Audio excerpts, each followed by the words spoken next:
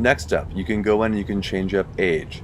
Pretty straightforward. You've got options, to go through and specify whatever age group you'd like. Likewise with gender. One that's really underutilized is going through and taking a look at detailed targeting. Detailed targeting options is really cool.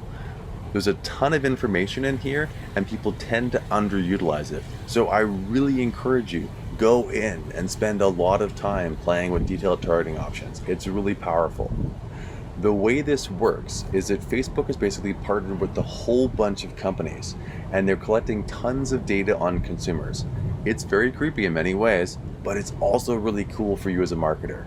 They're doing stuff like buying data from like Ralph's and Vaughn's, where they know based on your phone number and your address who you are. They use that to figure out what kind of cereal you buy, what kind of products you're buying, and use that to target you with ads on the internet.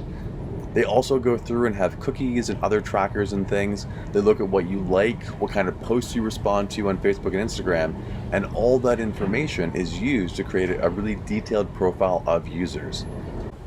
All of this information then makes its way into the detailed targeting options section, which is then available for you to use as a marketer.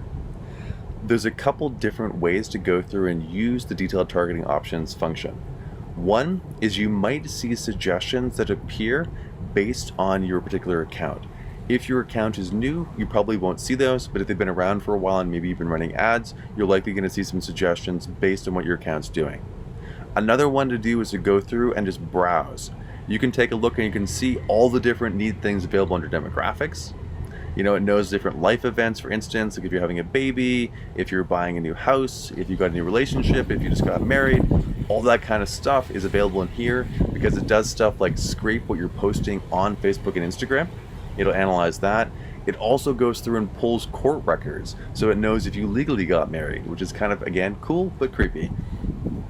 There's information down here on interests as well. So you can see if you're into, different types of entertainment, right? If you like live music or different types of movies, right? Different fitness activities you're into, again, based on the accounts you follow, the things you like, right? All those different things. And then of course, different behaviors as well, different types of events you're into, food things you buy, stuff like that as well, right? So tons of information to pop in and basically browse through. The third way to go through, and I think personally the easiest, is just to go through and actually search. So say you're looking at, first off, people who are into coffee. You can go in and you can type in coffee, and you can see there's 627 million people in the entire world who are into coffee. You can select that. Maybe you're also looking for people who are into fitness. You can search for fitness, and you can take a look and see that here that these are, 793 million people who are into fitness. So we can take a look at this, and what's interesting is we might think that here we're targeting people who are into coffee and who are also into fitness. But it's really important to note how this is set up. The way this is set up here by default is that basically as long as you're hitting one of those particular categories that you specify, you might see this ad. So if you like coffee or if you like physical fitness, you could potentially see this ad. This is probably broader than what we actually want. And this diagram here that Facebook has describes how this works. It doesn't mean that you necessarily have to have both those things, just that any one of them can cause your ad to be served up.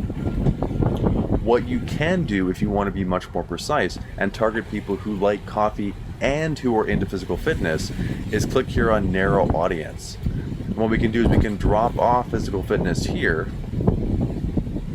and we can add it down below. And what we're going to see here is that our audience size has gone down and become very narrow.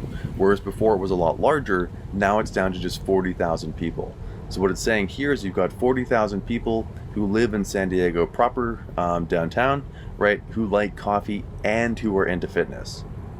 You can also go through, for instance, if you wanted to, and you could exclude people as well based on an interest.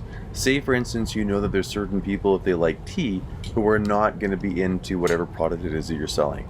You could then go in and exclude people who like tea to try to reduce that wasted coverage. So anybody who likes coffee and tea wouldn't be included. Only people who've just said they like coffee would potentially be seeing your ad. And we can see how our estimated reach has dropped from 40,000 down to 17,000 there. So 3 different options you have. Again, one is putting all the people into one particular box. This is again going to be this first option, where as long as one of those different criteria is hit, people might see your ad. The other one is to go through and use that narrow function in order to get that Venn diagram, where you have people who like coffee and who also like physical fitness. And then the other one is to go through and basically exclude people based on some criteria, right? You want to be thinking and going through in a very detailed way and using these different ideas and categories that are within detailed targeting to build a really precise way of targeting people who are interested in your particular product or service, right? You want to use all that information you have in your personas to bring this thing to life. You can also go through and you can specify languages. This is something that could be really relevant. Maybe you want to go through and specify just English. Maybe you want to specify just Spanish if you want to run Spanish language ads, or a different language as well, right? Just know it's an option available to you. And you can also click more options. And this is kind of cool. What this allows you to do is you can go through and you can basically just target people who currently like your page, who are friends of people who like your page, or you can exclude people who like your page. You can also go through and do this based on how people have responded to past events. This can be really powerful if you want to just target people who are current connections, or perhaps people who might be friends of somebody who's connected. They'll probably be more likely to respond positively to your ad. Or maybe you want to purposely exclude them from your ads so that you don't make sure that they don't see a certain promo you're running from new members or things like that. So moving on, we can take a look next at placements. Placements, super neat. The default, again, Facebook is just trying to have their ad served everywhere, is to let Facebook decide where your ad is going to be run. Most likely you want to go through and actually specify where it is you want your ad to run. So you can select manual placements, and what's going to happen here is it's going to give you a whole bunch of different options. At the very top, you've got 4 different platforms you can choose from. You've got Facebook, you've got Instagram, you have Facebook's audience network. This is kind of interesting. It's like an outside, basically network, sort of like Google Ads, that Facebook has on different websites and places where ads can be run. I would personally suggest you don't run your ads there just because you're not quite sure exactly where they're running. But if you just want a lot of exposure, you could consider trying it and seeing how it performs for you. You've also got Messenger as well too. Messenger is going to be, of course, in Facebook's Messenger. They're trying to build that. Again, personally, I probably would not choose that, but it's up to you. You're welcome to go through and try it. So if you wanted to just run your ads on Instagram, you could deselect everything but Instagram.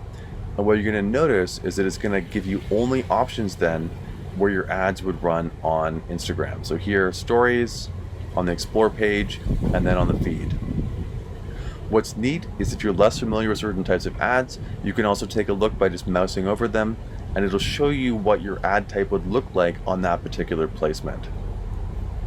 So you could go through and select just Instagram or just Facebook, and it'll choose which different categories exist for that.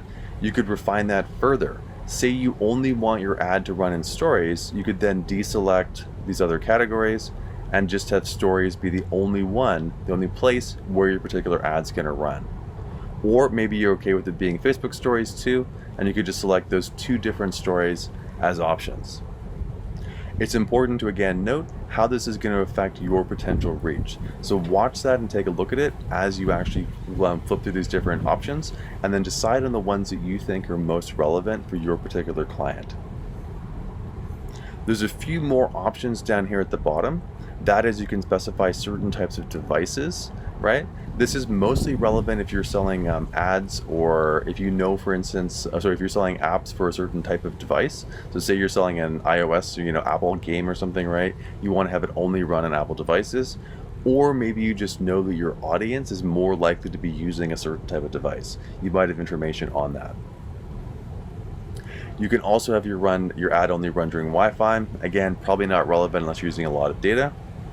And then if you want to, you can also in some cases go through and you can actually decide to exclude your ad from running on some sensitive topics or sensitive issues.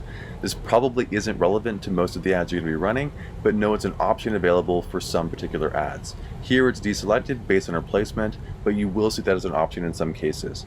You can also upload lists of places you don't want your ads running if you want to be really precise about where you want to make sure your ads are not going to be placed.